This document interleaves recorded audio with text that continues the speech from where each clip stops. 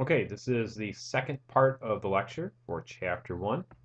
Looking at some problems with pollution, what are the potential problems that we could have with that? First one on there as far as degrading life support systems. So, for example, global warming. On the surface, it doesn't seem like there's much of an issue there, but if you create an environment where pests, we may call them, or insects, fungi, can survive at higher latitudes, then therefore they can have an effect on some organisms that aren't normally exposed to them. It can have a wide range as far as some organisms that were once upon a time not able to survive in a certain ecosystem that now are. You can also have damage to property, and that could have an effect, for example, acid rain, and then simply having a nuisance. So if you have a lot of smog, um, NO2 and SO3 in the atmosphere, that can generate some nuisances as far as respiratory problems. Capital degradation, we see several different examples in this little setup here. Obviously, if we have large numbers of people, they're using a lot of stuff, that is a potential problem. Unsustainable resource use, how much resources we are using. Uh, this one isn't completely obvious. Why would poverty be an environmental problem? If you have a large amount of people, they're looking just to survive, and they're going to use resources not in the most sustainable manner for survival. So that is an equal problem that we have, not just people of affluence using a lot of resources. When we do use resources, we have to look at the total amount of impact, not just on the substance or product that we're taking, but what would the actual total cost of, for example, the disposal of that item be? And lastly on that list is if you've ever driven through an area like Indiana or Nebraska or Iowa, and all you see is corn. That is not always the way nature intends to have environmental layout. So a biodiverse environment is one that is more sustainable.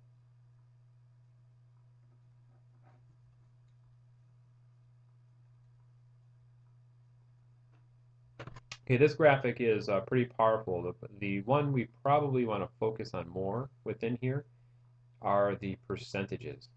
So we're looking at numbers or percentages of people that have adequate sanitation.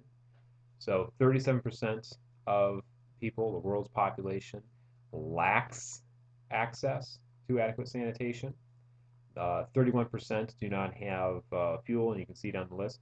The one that really struck me the most is the amount of people that don't have access to food or proper nutrition. 17% of the population doesn't have access to food.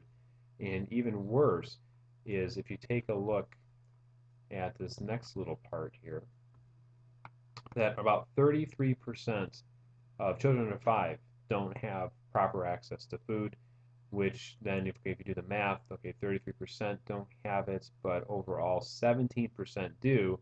That, of course, leads you to believe or understand that a lot of that 1 in 3, or a good chunk of that 1 in 3, don't make it past 5.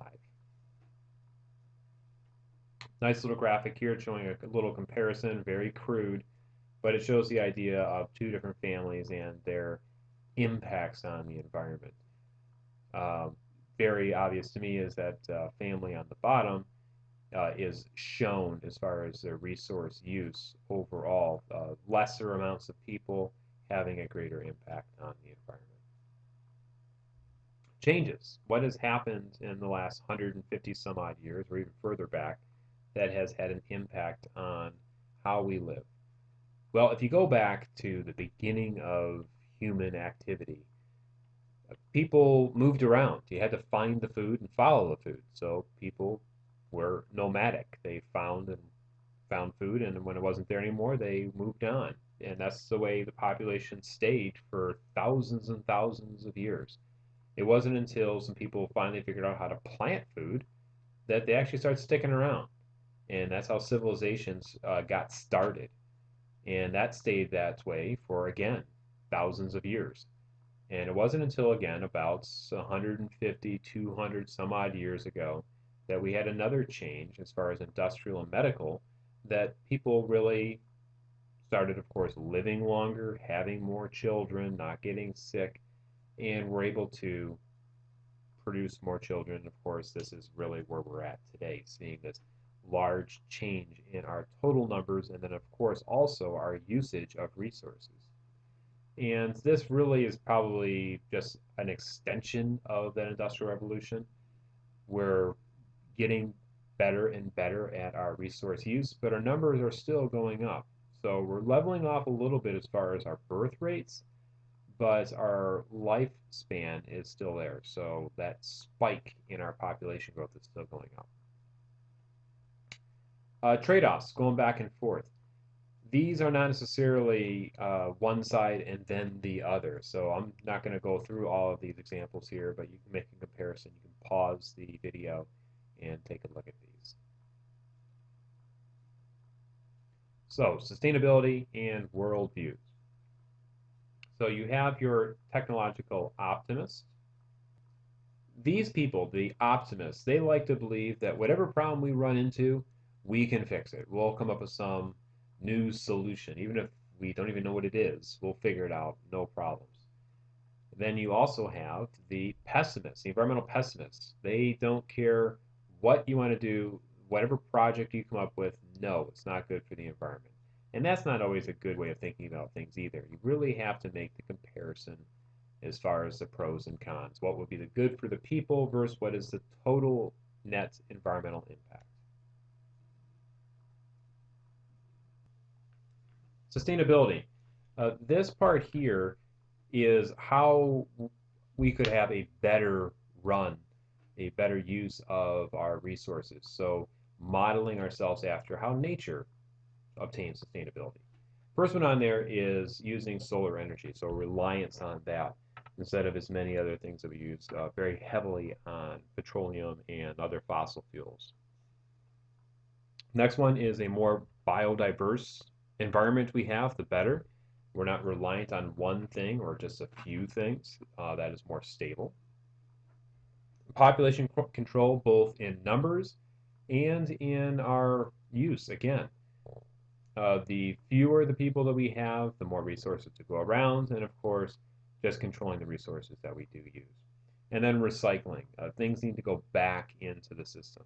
This is how nature has always done it. We've kind of gotten away from this in the last 150 odd years, and this is a blink in the timeline.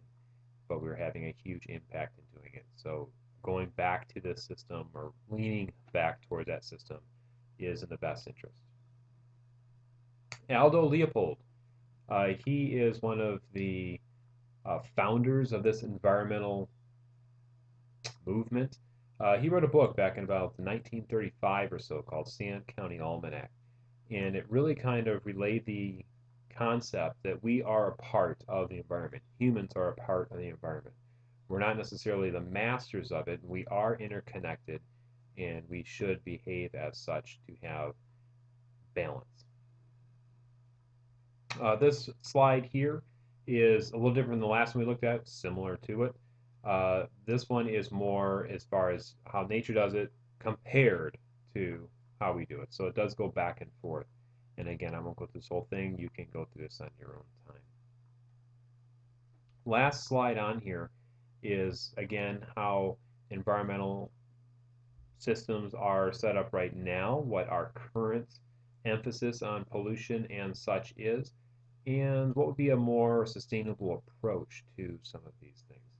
So again, I'll let you kind of go through that, but you can see some of the changes that we could make, and some of them are fairly easy, and some, well, it would require a lot of political change to get there. So that is the end of the second lecture in Chapter 1.